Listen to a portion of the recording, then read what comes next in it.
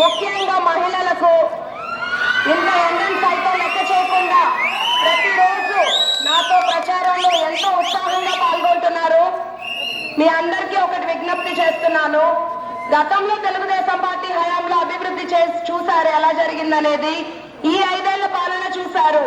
అన్ని వర్గాల వాళ్ళు ఎన్నో ఇబ్బందులకు గురయ్యారు. మనం మళ్ళీ మన రాష్ట్రం భవిష్యత్తు బాగుండాలన్నా, పిల్లల భవిష్యత్తు బాగుండాలన్నా, మనం ప్రశాంతంగా ఉండాలన్నా చంద్రబాబు నాయుడు గారు ముఖ్యమంత్రి కావాలి. గెలిపించండి. మన ప్రభుత్వం అధికారంలోకి వచ్చిన వెంటనే వచ్చే పథకాలను నేను మీకు ఒక్కసారి గుర్తు చేస్తున్నాను. ప్రతి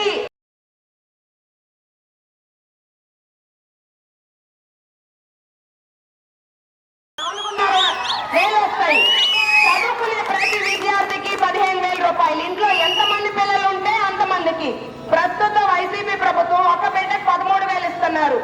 మీకు ఇంట్లో 2 ఉంటే మన ప్రభుత్వం 30,000, 3 ఉంటే 45,000 వస్తుంది. మహిళలకి ఉచిత బస్సు, ఉచిత గ్యాస్, రైతులకు ఆర్థిక సహాయం 20,000, పెన్షన్ 4,000. ఇప్పుడు కూడా ఈ పెన్షన్ 3,000. మీకు కలిపి జూలైలో 7,000 పెన్షన్ ఇస్తారు. వాలంటీర్లకు 10,000, 6,000, మెగా డిఎస్సి, బీసీలకు రక్షణ చట్టం.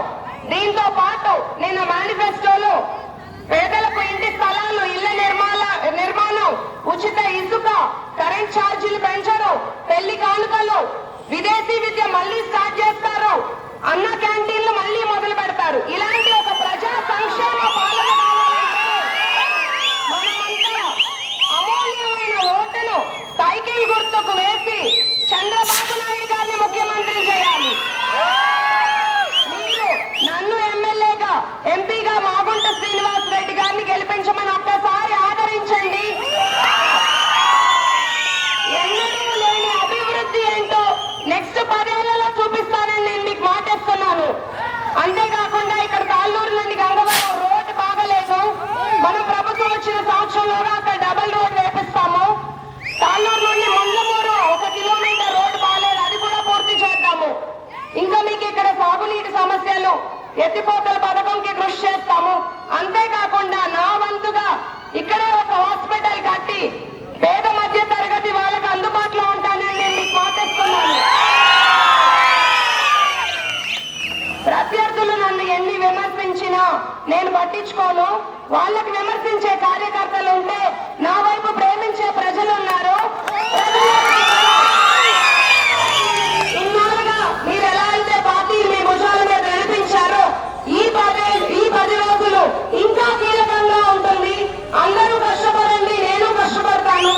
అవినీతి లేని పాలనని గెలిపించుకుందాం.